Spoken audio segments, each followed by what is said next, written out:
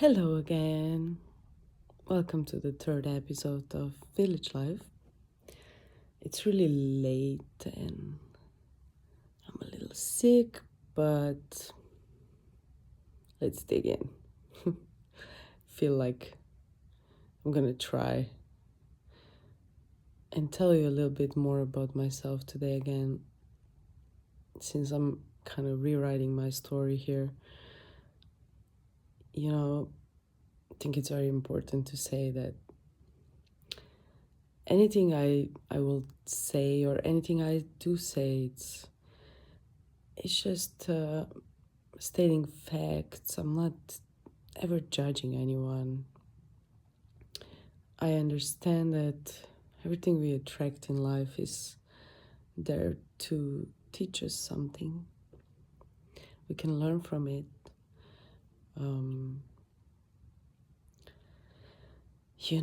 It's a journey that I believe we chose that journey way before we got here. And they kind of say, what fun would it be if we wouldn't forget everything? We might know everything before, but then we come and we forget everything, so then we can expand. Otherwise, how would we? Anyway, no judgment, compassion, understanding. Like, we all come from different walks of life, different ancestor lineage, different understandings. And that's about it. Can't be mad at anybody, really, if you look at it that way.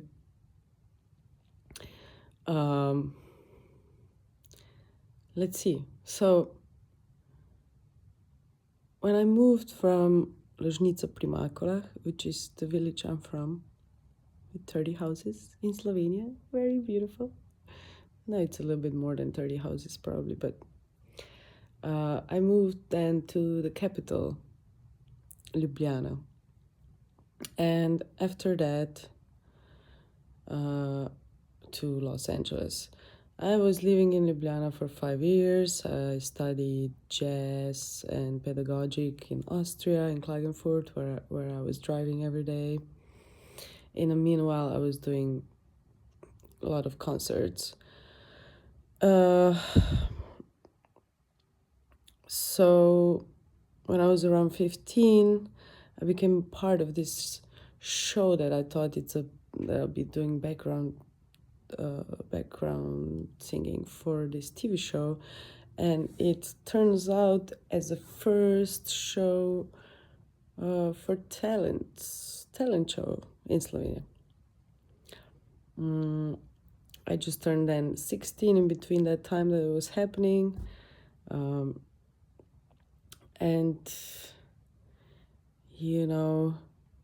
quickly learned that I can't really do my thing. If I want to be successful and live from music in my country, I better listen to what the main people in those media houses say, or I'm just not gonna be successful. If I don't show my boobs, if I don't show myself as a sexual object, I was part of Eurovision show contest.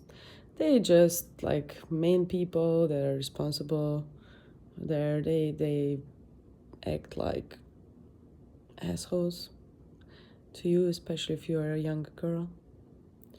So shout out to all of you. Hope they can sleep at night. I don't know. Just so much attempts of sexual abuse and sexual abuse, just stuff that took all the joy away. And I remember that I was like 16. And I decided, okay, I'm not gonna make my own music. I'm not gonna try to tell my story and express myself, because I can't. They're gonna stop me. I was scared, honestly. I was scared to tell at home, and I was right, because I told my dad last year about it, he had the same reaction as I thought he would 20 years ago, which was, so what?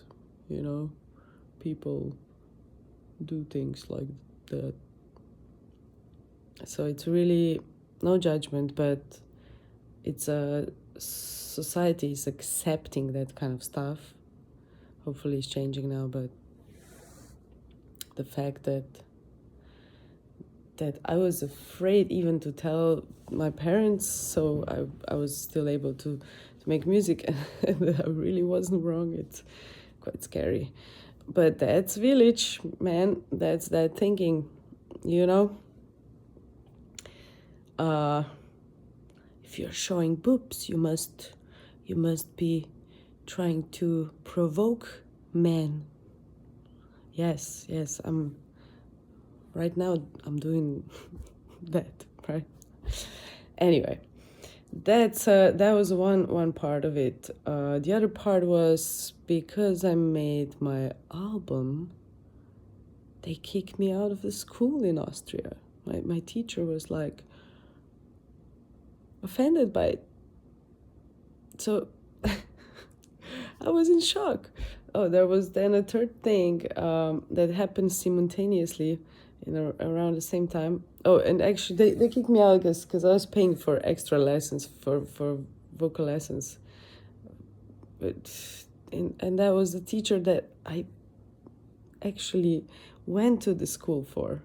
Just because of him, I wanted to go because he was the only one in an area of like 1,000 kilometers that would teach that kind of technique, so speech level technique of singing. He kicked me out of the school. They kicked him out of the school a few years ago. Anyway, but also because of sexual abuse, by the way. But he managed to kick me out because I was paying him, and he shouldn't teach me legally at that school. You see, it's like very complicated. But hey, again, why did I attract all these things? Abandonment, right? Constantly I'm attracting stuff like that. And man, I hope I finally figure that out. I don't know. The time will tell. It's getting better. It's getting better, but yeah, never know, huh? So that was that. Then I was gigging as a background singer because that was my choice. After figuring out I'm not gonna do my music, I decided I'm gonna be a background singer. Although I did make the album 5 years later, and then that happened. But since I was singing backgrounds for like one of the strongest, powerful singers, plus all others, but one of the main gigs was with a really powerful singer, and I was singing even higher, also with like full power on her gigs, which it wasn't really helpful, but it kind of burned my voice out.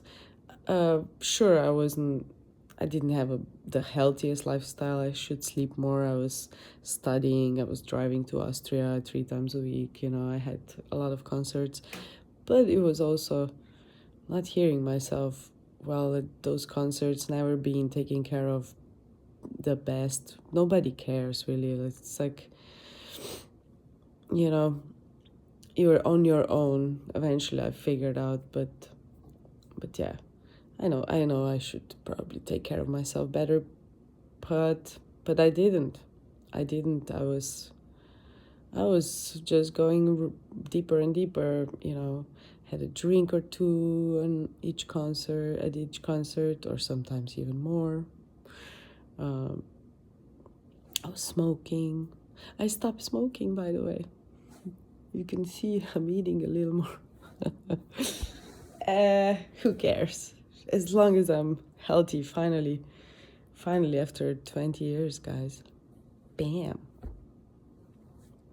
Gotta do that sometimes, huh? some self-love shit. But yeah, that was that. So I kind of destroyed my vocal cords, and especially when you're changing vocal technique, it takes like approximately 3 years for vocal cords to get used to it. So it was only 2 years. I needed one more year, but they kicked me out.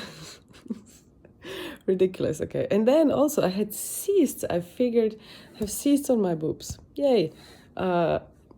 Little fun fact, my grandma, my grandma, my aunties, my dad, my grandpa, I mean, everybody had cancer already in life, especially women on their breasts. So when I figured I have a cyst, I had two.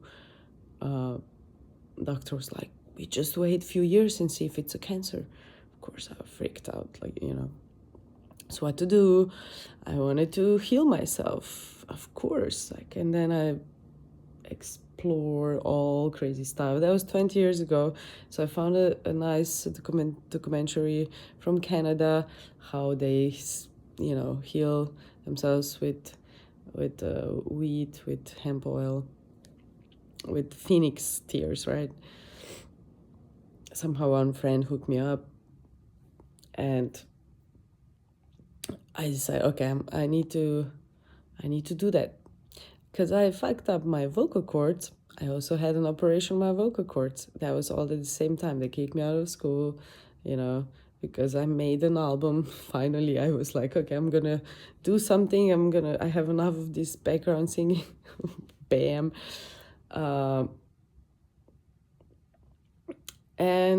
So I decided I'm gonna do that all at the same time.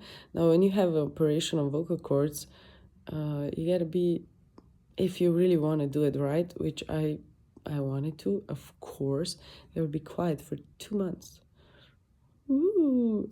So I've done that. I moved back to my parents' house after 5 years, Try to live with your parents. for like two weeks. They say it's great, but I stayed for I think 5 months altogether. 4 months. It's plenty. But yeah, for 3 months I've done the whole hemp therapy, wheat party, phoenix tears as we call it, and then at the same time I was quiet for 2 months. I had a little tablet, figured out I don't have really many friends. That was, many other things were happening as well. But I realized I need to change my lifestyle, most importantly, because if my body is telling me something is not okay, I better listen, right? It's my body. My body is my body.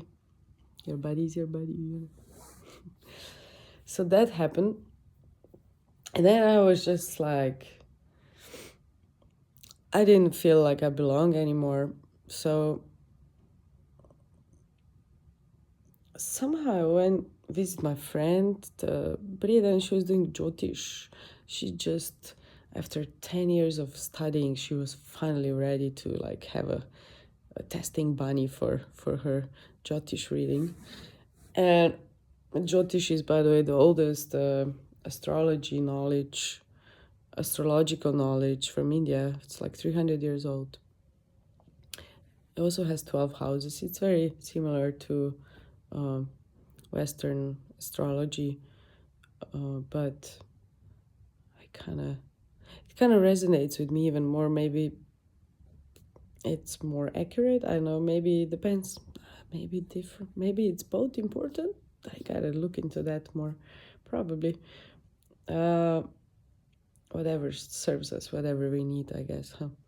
So she said, hey, you're gonna move to the other side of the ocean. I'm like, yeah, whatever.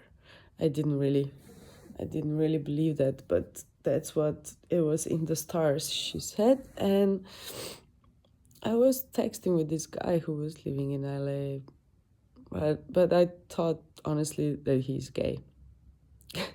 Sorry. So I didn't really think of him anyway. But half a year later, we actually meet up and fell in love, and I followed the dude in LA, not just because of that. I was also thinking, okay, what do I do in life? I want to learn. I kind of did everything, experienced everything I wanted to in Slovenia. It's only 2 million people there, so it's a small country. Uh, and you can make a choice, you can find a way to be comfortable there and that's it, or you can keep growing, but maybe as a musician, it's better to maybe go somewhere else. Especially, I love jazz and soul and funk, and to go to the roots of it, which is LA, definitely, it's one of the places. It was very tempting. Plus, I wanted to continue my studying at USC, which I was accepted there, excuse me, but somehow it also didn't work out. There is that. And I would get full scholarship and stuff. Strange. Anyway, it was a great reason for me to try and just follow my intuition. Honestly, something was telling me it's okay to go, that I can do it. Now here's that part that I got from my ancestors, and that I just realized lately, like this week, that I'm very grateful for. I wouldn't be where I am today if I wouldn't have it. But it's a double sword, you know. A resilience. Like, I know I can do anything I set my mind to.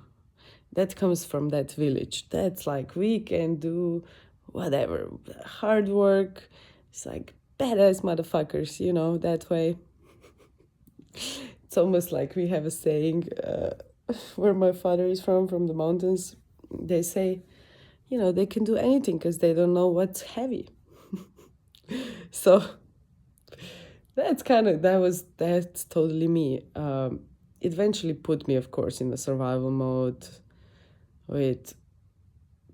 Imagine how all that played out there, what's coming. If I would knew what's coming, I wouldn't probably do it. But I'm in the way. That's the magic, right? We luckily don't know what's gonna happen, so we go for it. And I would not change a thing. I'm grateful. Of course I am. I've learned so much. I've definitely grown as a musician as well, but most of all as a person. And I remember the best part was when I moved here, I realized, oh fuck, I didn't really have money, or I didn't even speak English well because I was studying German for so long. It's all about people. That's why. It's all about people, right? No matter where you live, no matter where you go there because you're gonna meet different people, different mindsets. You're gonna learn new things through people. They're gonna help you. You will need to create a new community. You're starting from zero. You have a fresh chance to be yourself, truly. All that. It's crazy. It's crazy, but so freeing in a way. And I met some really amazing people here. And, things that I would dream about are happening now. They are.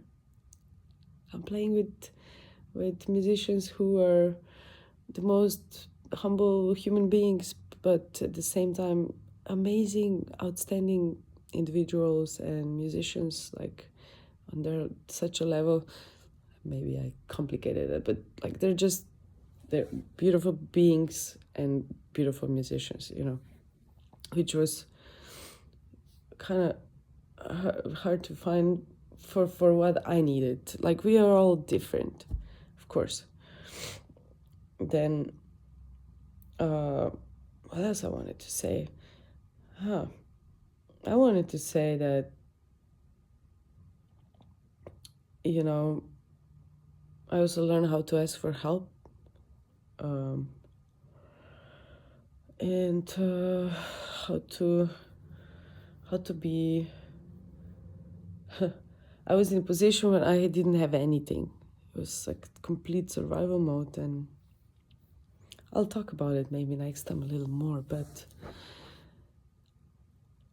yeah, it makes you humble, it makes you vulnerable, if you want it or not. So it definitely brought me closer to myself. It brought me hope. I started believing in things that I never would before. So also my spirituality became stronger than ever. There's so many signs. LA is crazy like that. It gives you so many signs, I guess, if you ask for it. And I'm just keep learning how to love myself. So just one tip maybe at the end of the video that I can give you as well for that, because it's like, how do you love yourself? Like, how do we start? How do we even start with this shit? What is that? It's probably the first thing we gotta do is to accept the parts that we dislike about ourselves. And with that, I'm gonna go do that. I'm gonna keep doing that. Share some stuff. I don't know. I would love for this to be a conversation. If it helps you to even move something little in you, please let me know. Like, I hope this makes some sense, you know. Have a beautiful new year, and I'll be back with some more some stories and all that jazz. Thank you for listening. Peace.